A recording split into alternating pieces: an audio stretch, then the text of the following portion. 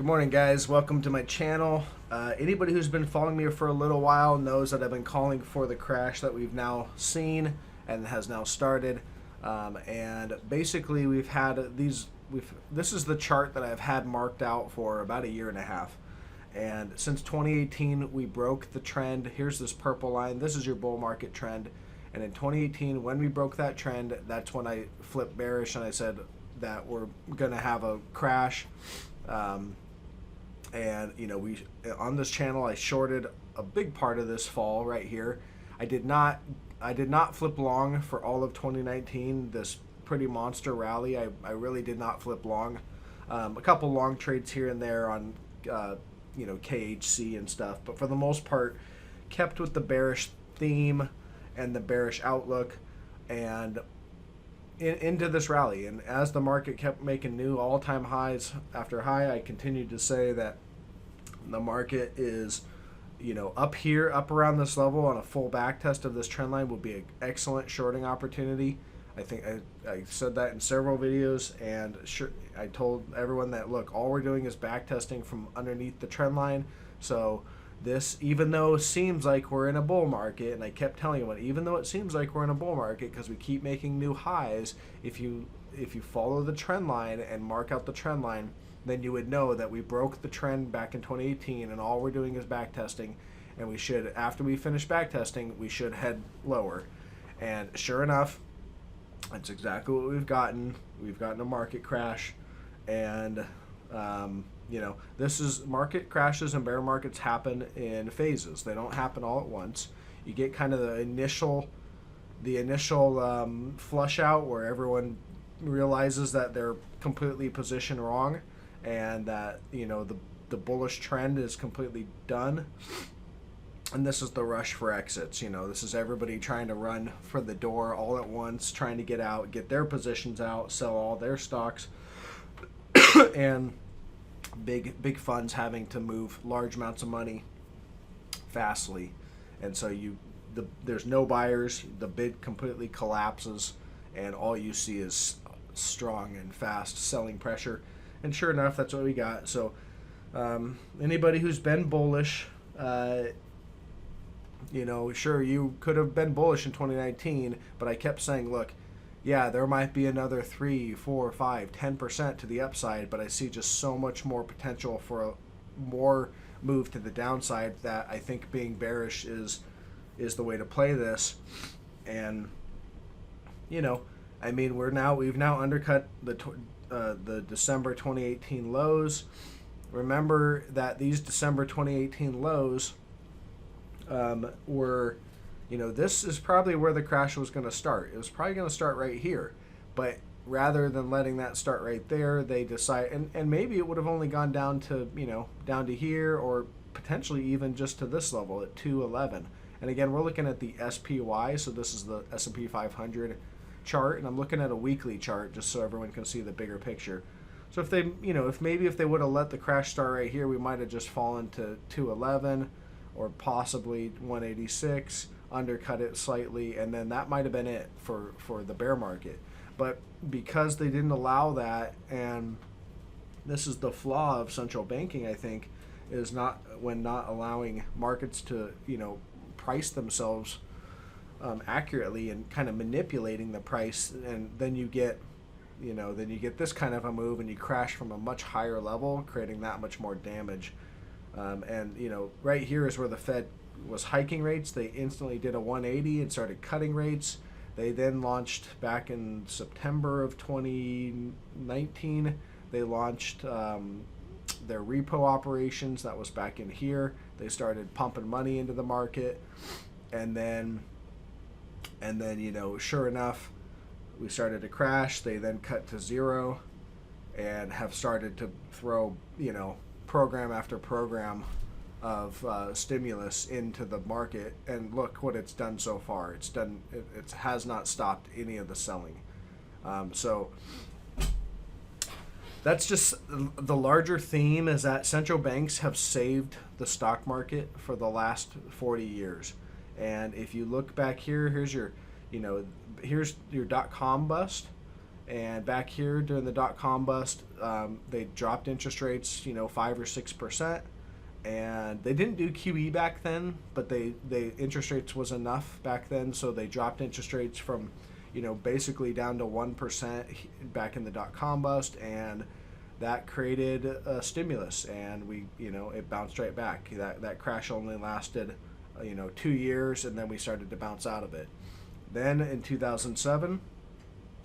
We had the housing crash and the financial crisis, and they dropped interest rates again to 0. But this time they needed to do QE because it wasn't enough. They had pumped the bubble back up, and bubbles, if they're not allowed to reprice, then they just get bigger and bigger, and so you need more and more stimulus to stop them from collapsing. And so it came down, and then they cut the interest rates to 0, pumped it with a bunch of QE throughout this entire rally. They were doing quantitative easing, and then they pumped the bubble back up. And then back in then they got the bubble to about right here, and then, I was noticing this, and I thought the market had the potential to roll over right in this level. It was really starting to struggle, but then Donald Trump won the White House, and the anticipation of the large corporate tax cuts pumped the market up even higher. So that was kind of a fiscal stimulus. And basically, it pumped it all the way up, it pretty much went parabolic right here. And then they did the tax cuts right around this time, and that was the end of the gains. The market front ran all the gains. When they actually did the tax cuts, the market, was kind of done.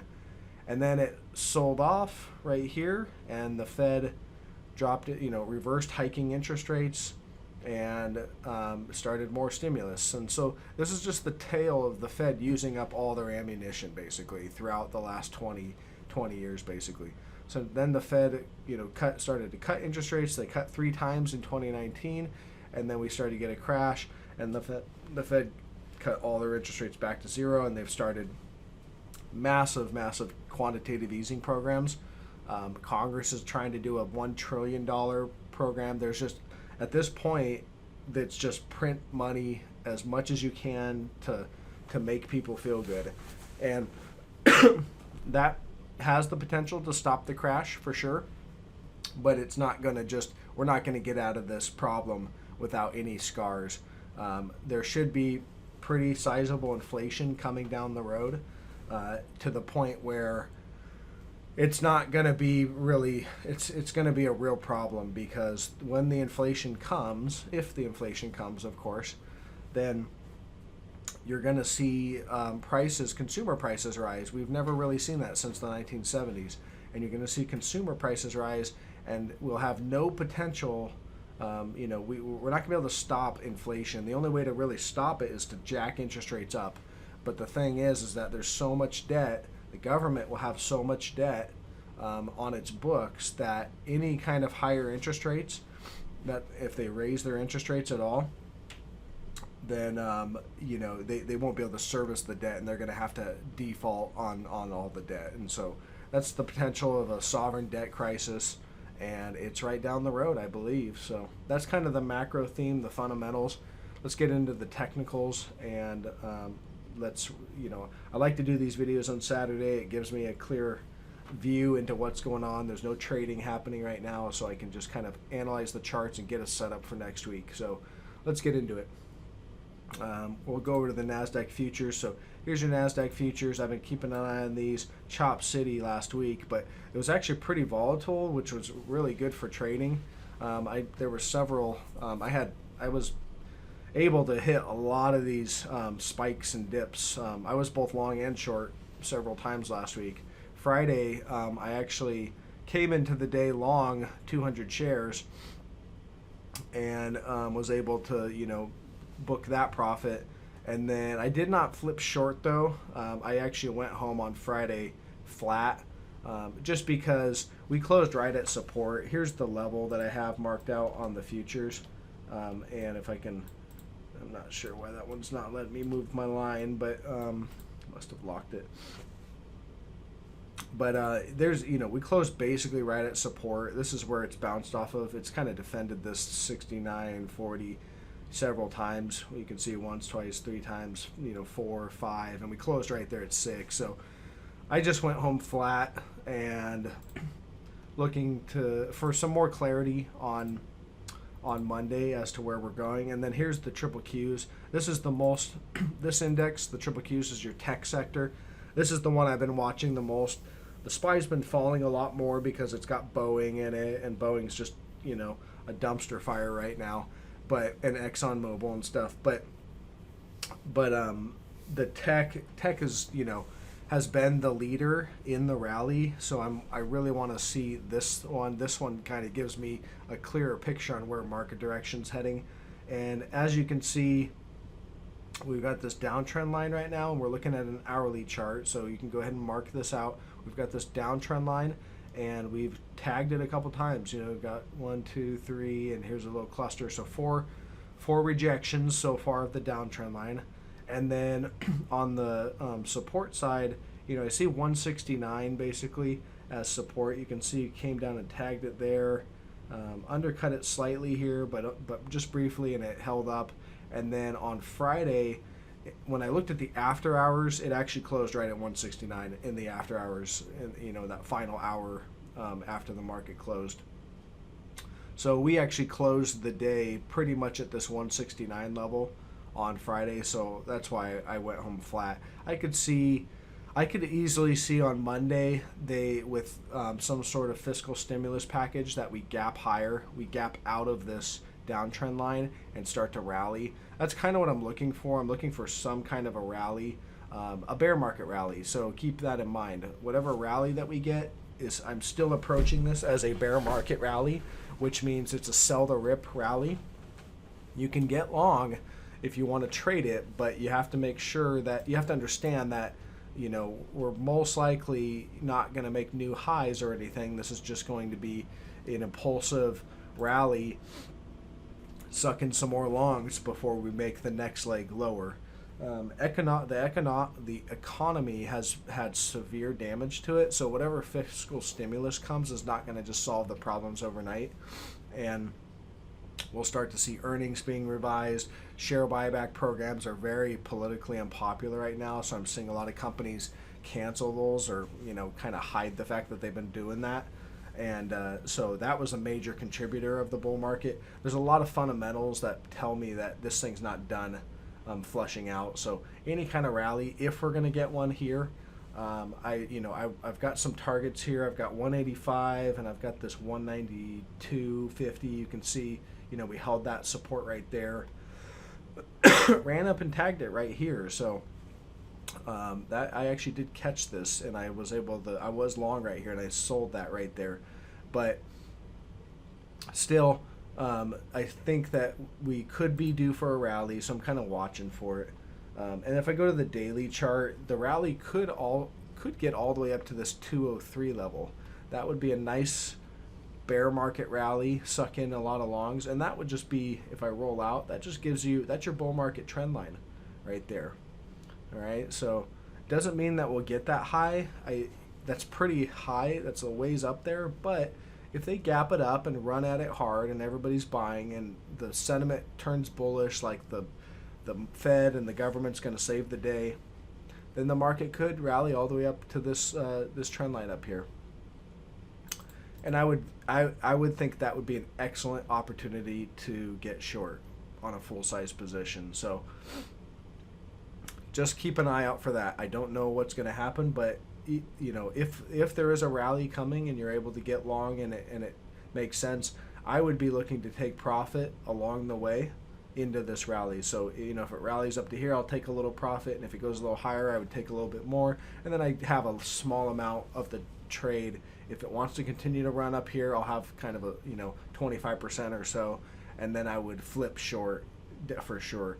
But honestly, it's going to be hard to not want to flip short even at these levels. So I think for me, I'll probably be I'm gonna have to watch it, but we'll see if first off, we got to get the rally. So let's see what happens, because the week didn't close there was nothing bullish that says we're going to get a rally in the chart. It's just we're really oversold, and we're at support right now. 169 is the support of this cluster, but this could just be a consolidation before it breaks to the downside. So again, I don't have a clear idea on where the market goes in the short term. I expect we'll probably get some sort of a rally relatively soon, but the long term is bearish, and we should ultimately head down to 115 on the triple Qs, or potentially right around 100 on the triple Qs, and then maybe undercut that slightly. At that point, you'll expect to see, we'll be in a full recession. There'll be layoffs and job losses and all kinds of stuff. All the headlines will be completely horrible. And then we're going to have to evaluate things and see where we're at. This market, because it was pumped up by so much stimulus, has the potential to get all the way down here to this 26 level. And if we, I can't easily, it's a hard argument to make because it's so far down, but technically and fundamentally, it has the possibility. It is possible that the market can get down here. And if it does, it could, undercut this level slightly. And then at that point, I just think that stocks would be ridiculously cheap, and nobody would want to buy any stocks. Everybody's scared to death of them because, it'd essentially be like a Great Depression type crash. But they would be crazy cheap, and most likely, I would only be bullish, I think, in wanting to buy stocks at these levels. So long ways to go. We've just started this crash. I know it seems like it's been brutal, but believe me, it can get a lot worse. And I think we'll have a kickback rally and some sort of a rally with a close, like a weekly close. You want to see somewhat of a sustainable rally, not just a one-day rally, but maybe you get a week or two where it is rallying. People are starting to settle in, feeling like the selling pressure's over and that was brutal, and then you get the next leg down. So that's how I'm going to be trading it. Let's look at the financials. XLF. This is a daily chart here. Everything's in crash city basically, so nothing's going to look too much different, but you've got some support right here, 22 bucks. So if we do rally, then maybe this can rally up to 22, and that's probably where it would fail. Look for maybe it to fall short or to overshoot. Don't look for it to hit exactly on 22. But same picture, here's your bull market rally, your bull market trend, broke trend back in 2018. This was really easy to see. It just is, people get emotional and people think that you're wrong. A lot of people were saying that I was wrong because all of 2019 was a rally, and they didn't see trend lines. All they saw was this. They just saw higher prices. But the whole time I said, look, most likely just a kickback rally, and we broke trend. So sure enough, down it goes. Here's your healthcare sector. Let's look at the daily. Yeah. I don't have this one marked out, but something like that. We broke trend, so maybe look for a kickback rally back to this trend line around 90 bucks, and then and then it sells off and makes the next leg lower. So let's look at Apple. Apple and Microsoft I'd like to cover. So here's Apple. Closed the day below support. You've got a support line right here at 233. That's a valid support line. It doesn't have a lot of data points, but it has had some reactions.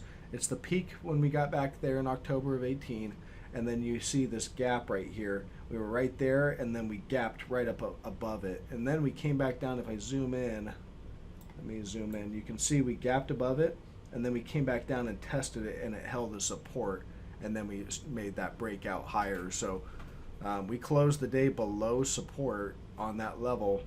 It does not look good, but I suspect if we get some sort of a rally, then they're gonna, on Monday, this will gap up above support, and we'll start to put in some sort of a rally or some sort of a consolidation here, and that's what I see. But ultimately, I think this thing's going lower. The black line here, if I roll out, that's your decade-long bull market right there, and this one's clearly defined. Lots of support right in there. Reactions on support. Here's a couple more, and then it broke back in 2018. And this one got a little confusing. It had a false breakout, basically, but you can see we broke in 2018, did a back test, complete back test there, and then we broke back above it, and so it was a breakout. We recovered that support line, but that ended up being a false breakout, and then, now it's heading lower. So very, very bearish to see a false breakout like that. All the money in this area for, basically 8 months or so, it was kind of wrong essentially, and now that's selling off, and so very bearish. I think that we head lower, and I see us getting down to this 147. We've got some pretty decent support right around there.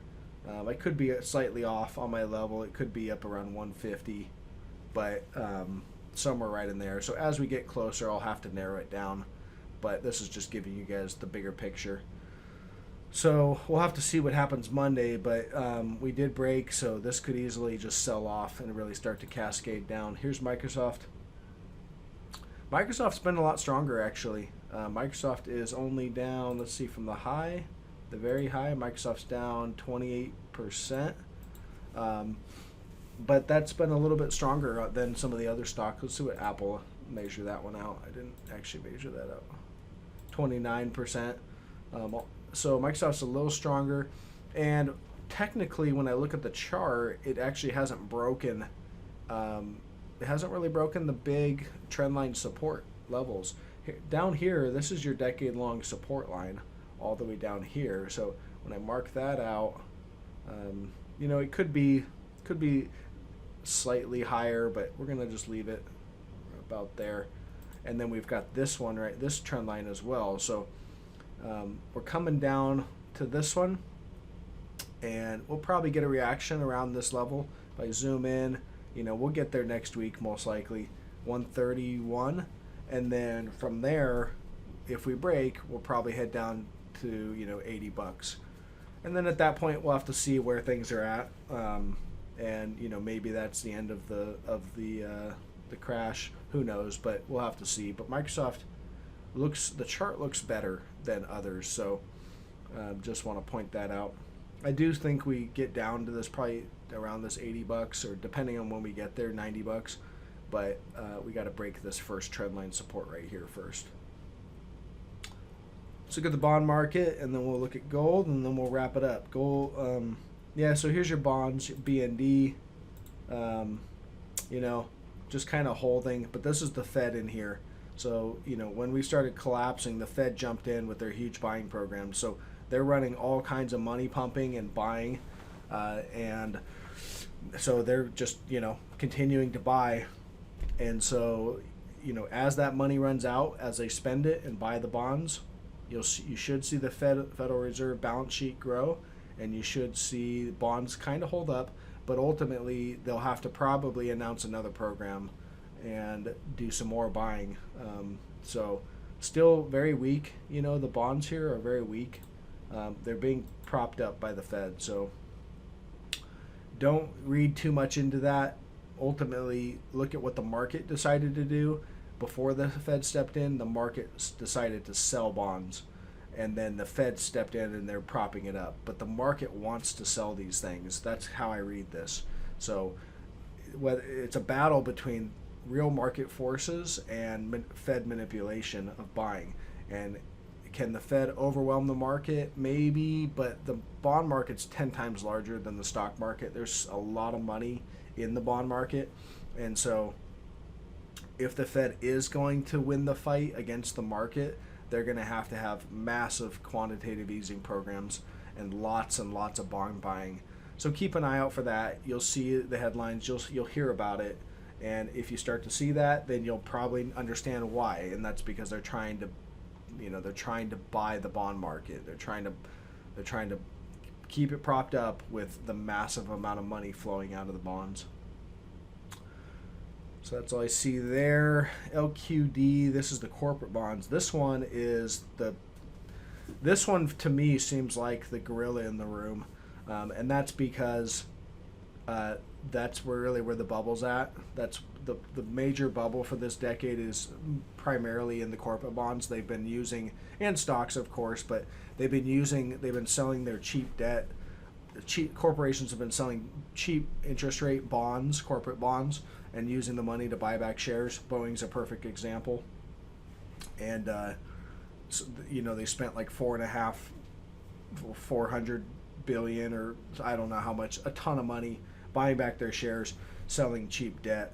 And the corporate bonds are selling off pretty hard. So there should be continued downgrades coming, and that means that the institutions that bought into this will be forced to sell those corporate bonds, and this should continue to go lower. So I don't think the Fed, and that's the other thing, the Fed doesn't have the legal right to buy corporate bonds.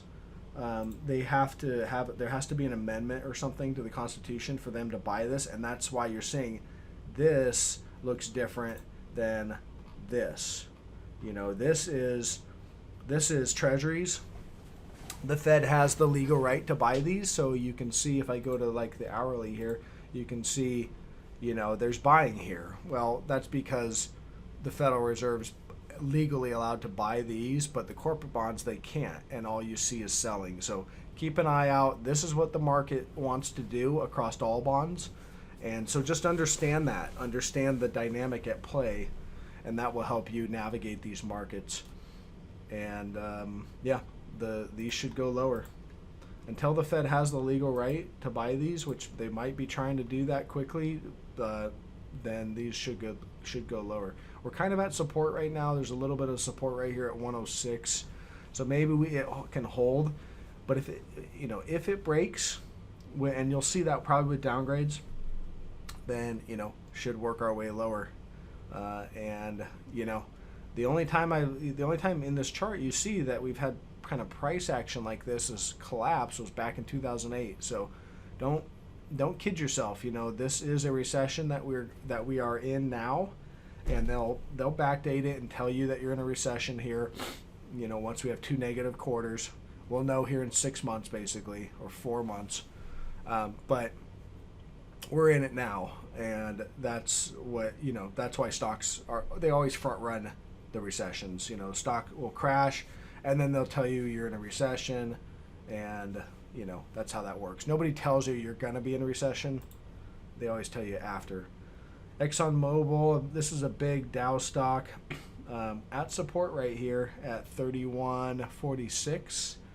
And if I zoom in on the hourly, here it is right here. So there's your support, 31. I'll call it 31.50. We'll see what this wants to do. Could bounce off support. Here's your initial tag. You did bounce off that initial tag, so that's typically when you want to do your trade is right when you fall to support, you'll get that initial bounce, and that bounced about 12%, but now it's selling off and coming back down. So if this has a less higher probability that it will hold a second time, and let's look to the downside, see where this thing can go.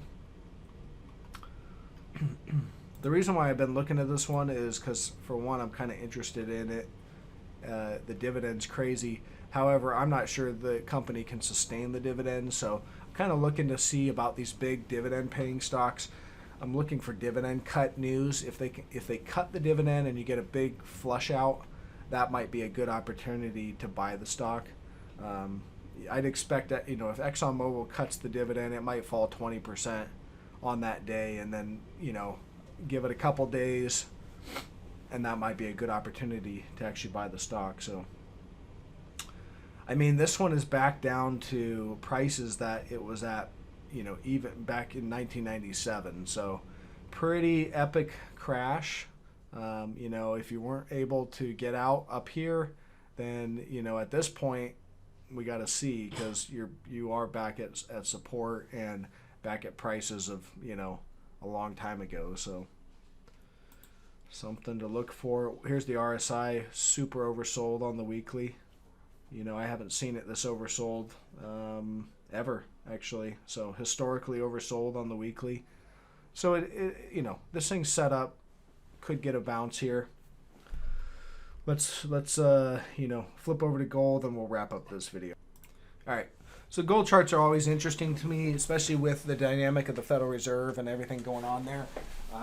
It's important to keep an eye on the dollar and gold, because that are the large macro themes of, possibly the next decade. So it's important to kind of keep an eye on that to give us just our general theme of how we're going to be trading this market. So here's gold bullion. We closed the day, I believe it closed the day right at around 1,500. We'll see. Yeah, it looks like basically closed right at 1,500. So the market, that's a psychological level. I don't see anything. We'll just mark it out, but that's kind of a psychological level of 1,500. Doesn't have any real significance on the chart that I can see, but again, psychological level.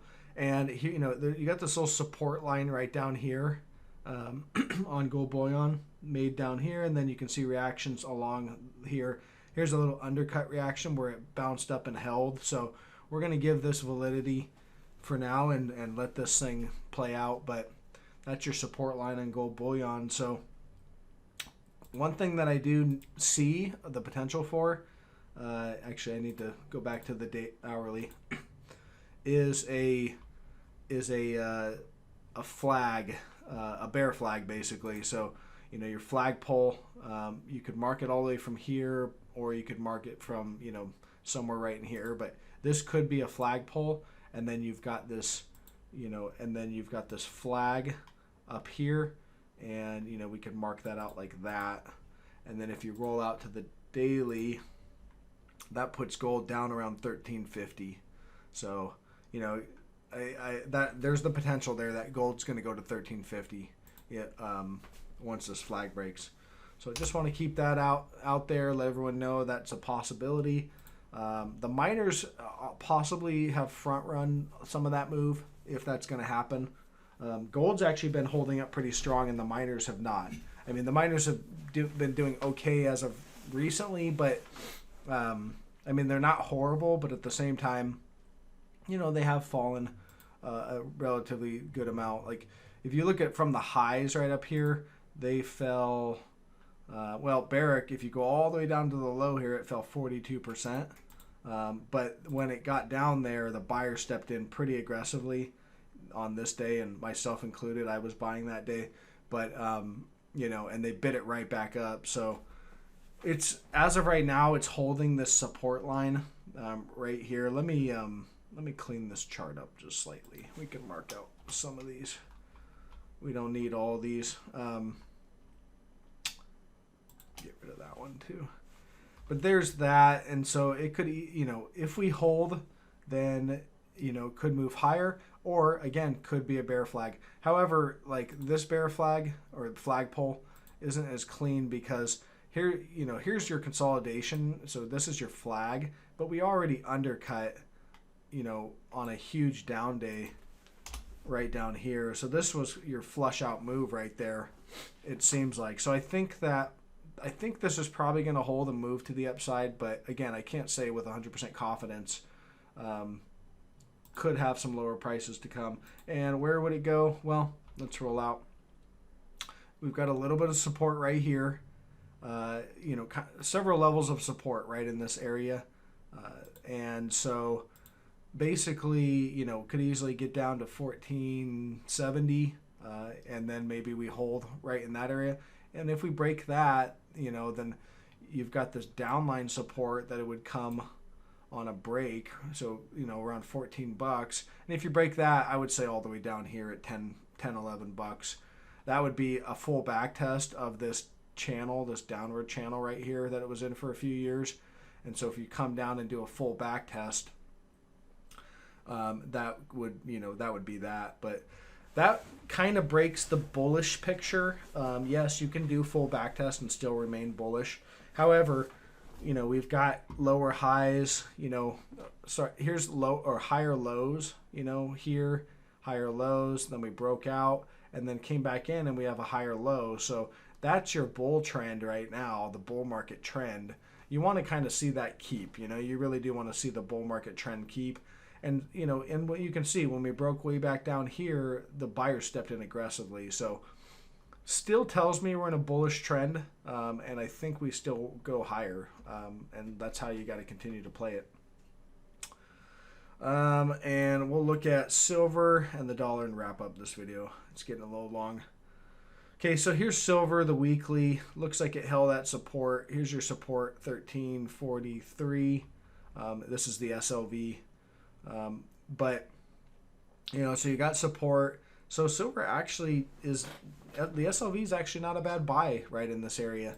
I'd prefer to get it right on my trend line if we could actually get it down there, but I'm not sure if I would actually be able to get it down there. Let's look at the daily here. No, sorry. What's going on here? Let me look at my weekly here. I apologize. I didn't see the candle down below. That was the previous week. We actually are way down here, and around $11. I was thinking 1340, but no, sorry. We're way down here. We gap way below the support, and it's right way down here. So nothing's bullish right now about silver. It's all bearish. I don't see anything positive here. I'm not interested in it. So sorry for the confusion on that. Let's look at the dollar. Dollar had just a ripping week higher, and I'm still trying to figure that out. I think that you're getting the panic selling. Everyone's rushing to the dollar. They're just saying sell. They hit that sell button or call their broker, whatever they do, and when they do that sells stock and buys dollars. And that's all they're doing. They're not saying sell, get me out of this position and get me into gold or gold miners, or they're just saying sell, and then I just want to be in cash and watch and wait to see what happens. So when that happens, that is creating this rip higher in the dollar, and so far that's what that's been doing. But gold actually hasn't been selling off. Here's gold bullion again. I mean, yeah, it's had a little bit of a sell-off right here, but it's still held up relatively well. I mean, when you look at the dollar and the move that it's had, I mean, this is a massive move higher. Usually a move like this takes, you can see that, I mean, if you go back to when it was falling, when the dollar was falling, this was January of 2017, and get down to that level, it took July of 2017. So something that took several months to do, 6-7 months, took place in a period of a week and a half basically. So pretty massive move in the dollar. So we'll have to watch this, see what happens. I suspect that all the Fed stimulus, once that starts kind of working its way, and people start to quit panicking and quit panic selling and start to kind of realize what the next big macro trend is going to be, they're going to start to sell dollars and move into gold. That's essentially the thesis, and I think that's what's going to play out. But again, we don't know, so we'll have to continue to watch it. All right, guys, that's it for the video. It's a long one, but kind of a weekend review of everything, of the charts. Just to summarize before we go, I think we're probably due for a rally soon. I don't know when it'll come, but we closed the week on the lows right at support, and the probable scenario could be a gap higher on Monday, a gap up above the downtrend resistance, or we could have kind of a final flush out day, and then we do the rally. So I don't know which one's going to happen, but we just have to let the market show us. I went home flat on the markets. I have no positions. I'm going to wait till Monday to see what's going on. If we gap up, then I'll probably be looking for a long position, looking for a catch a rally. If we gap down, I'll have to wait and see. A gap down could be kind of the final flush out move, and it rallies from there. So that might be another long position as well. If we gap up just above resistance and we fail, then you could look to look to short. So anyways, guys, thanks for watching, and I'll catch you guys on the next video. If you guys go back and watch some of my old videos if you're new, and I'll kind of explain and show you exactly how I've been calling for this crash well in advance, and was able to take advantage of a big part of it as well. So thanks, guys. Catch you guys on the next video.